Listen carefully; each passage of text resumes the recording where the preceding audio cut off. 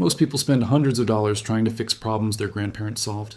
With a $2 bag, sitting quietly on a wooden shelf beside a rusted lantern. Back pain, sleepless nights, dead garden soil, yellowing laundry, swollen feet, cracked wooden floors, even strange odors trapped inside old homes. Today, there's a product for everything. A spray for this, a pill for that, a subscription for the problem you didn't even know you had. But in the 1950s, deep inside Amish communities across America, families were quietly using something so simple, so unbelievably cheap, that modern companies could never make billions from it. Epsom salt. And here's the strange part. Some of the old Amish uses for it were so effective, modern experts are now revisiting them decades later and calling them genius. But that's not the real reason this story matters. The real reason is what disappeared alongside these methods. Because somewhere between convenience culture, modern marketing, and the rise of chemical-heavy products, ordinary people stopped trusting simple things. And once you see what these families were doing with a single mineral compound from the 1950s, you'll never look at that plain white bag the same way again. What happened next shocked me. A few months ago, I was driving through rural Pennsylvania filming a completely different story. Old barns, off-grid farming, traditional food preservation, nothing unusual. Then, an older man invited me into a weathered workshop behind his farmhouse. No electricity humming, no plastic shelves, no expensive tools, just wood, glass jars, iron hooks, and one faded paper sack sitting near the window. Epsom salt. At first, I thought it was for soaking sore muscles like everyone else uses it today. But then he started explaining things that sounded almost impossible. How families once used it to keep vegetables healthier. How mothers mixed it into laundry water long before expensive detergents existed. How workers soaked their feet after 16-hour labor days and woke up ready to work again. How some people even used it to help remove splinters naturally from swollen skin. And this is where the story changes. Because when I got home, I started digging through agricultural archives, old homemaking manuals, and rural newspapers from the 1940s and 1950s. And the same strange pattern kept appearing. Epsom salt wasn't treated like a niche wellness product. It was treated like a household survival tool, a forgotten multi-purpose system hidden in plain sight. The Amish called it practical wisdom. Modern stores call it a specialty product and charge 5 times more once it's wrapped in fancy packaging. But here's where it gets interesting. Epsom salt isn't actually salt the way most people think. It's magnesium sulfate, and magnesium plays a role in more than 300 biochemical reactions inside the human body. That matters more than most people realize. Because according to nutritional studies, large portions of Americans don't get enough magnesium through diet alone. Fatigue, muscle cramps, poor sleep, stress sensitivity all become more common when magnesium levels drop. Now suddenly, those old Amish nighttime soaking rituals don't sound so strange anymore.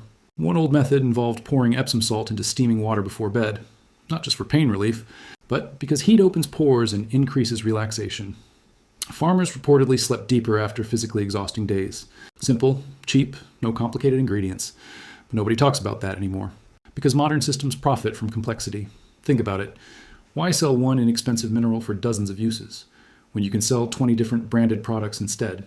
One for foot odor, one for bath recovery, one for plants, one for laundry whitening, one for relaxation, one for skincare. The Amish ignored all of that. And honestly, that may have been the smartest part.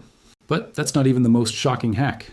In old farming communities, Epsom salt was sometimes added around tomato and pepper plants because magnesium helps chlorophyll production. Farmers noticed greener leaves and healthier growth long before modern gardening influencers started rediscovering the trick online. And yes, agricultural science later confirmed magnesium deficiency can directly affect plant health.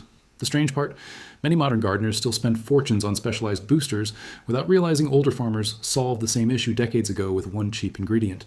Here's the part nobody tells you. The power wasn't just the Epsom salt itself, it was the mindset behind it. The Amish believed useful things should serve multiple purposes. Modern culture teaches the opposite. Buy more, replace more, depend more. That shift changed everything, and the emotional cost is bigger than people realize. Today, millions of Americans feel overwhelmed inside their own homes. Cabinets overflowing, products everywhere, instructions for everything. Yet somehow life feels harder. Meanwhile, these older communities simplified problems down to systems that actually worked. One old homemaking journal described adding Epsom salt during laundry rinses to help stiff fabrics feel softer. Another mentioned soaking rough hands after winter farming work to reduce dryness and irritation. Not glamorous, not trendy, just effective. And this is where things become almost uncomfortable. Because the more I researched, the more obvious something became. A lot of modern life hacks aren't new at all. They're recycled versions of forgotten practices ordinary families already knew generations ago. Only now they return with luxury branding and inflated prices. What happened next genuinely surprised me. I found a rural newspaper clipping from the 1950s discussing how workers used warm Epsom salt compresses after long factory shifts. Not because it was fashionable, but because missing work meant losing income. Recovery mattered. People depended on practical solutions. No wellness influencers, no sponsorships, no endless affiliate links, just knowledge passed quietly between families. But here's where it gets even stranger. Some historians believe many traditional household methods disappeared during the explosion of post-war consumer culture in America. Suddenly, companies weren't just selling products. They were selling identity, modernity, status, convenience. Old-fashioned methods started looking outdated. And once something becomes associated with poverty or rural life, society stops paying attention to whether it actually works. That psychological shift erased countless practical systems, including this one. And honestly, that may be the biggest loss of all. Because buried underneath these forgotten Epsom salt hacks was a completely different philosophy of living. Self-reliance, the belief that ordinary people should understand basic solutions themselves instead of outsourcing every problem to corporations. And the Amish protected that mindset longer than most communities ever could. But here's the secret detail most people miss. The real reason many of these hacks worked wasn't magic. It was consistency. That was the hidden principle buried inside nearly every old Amish routine. Small actions repeated daily. A nightly soak, a seasonal garden treatment, a simple cleaning ritual, a weekly recovery habit. Modern culture searches for instant transformation. Older communities trusted repetition, and science quietly supports that idea over and over again. Sleep improves through consistent relaxation habits. Gardens improve through consistent mineral balance. Recovery improves through consistent care. The Amish understood something modern culture forgot. Simple systems become powerful when repeated long enough. And once you realize that, everything changes. Because suddenly the goal isn't buying more products, it's building better habits. That's why these forgotten Epsom salt methods still fascinate people today.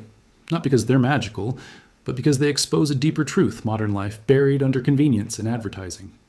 Sometimes the smartest solutions were never expensive, just ignored. And maybe that's why these old communities still capture people's imagination. They remind us that independence doesn't always come from technology. Sometimes it comes from remembering what worked before the noise began. So the next time you walk past a cheap bag of Epsom salt sitting unnoticed on a lower store shelf, remember this. There was a time when families trusted practical knowledge more than marketing. And according to modern experts revisiting these forgotten methods, they may have been right all along. Have you ever used Epsom salt for something unusual before? Yes or no? And if you think this story was surprising, wait until you hear what Amish families once did with ordinary vinegar during the Great Depression to replace products modern homes now spend thousands on.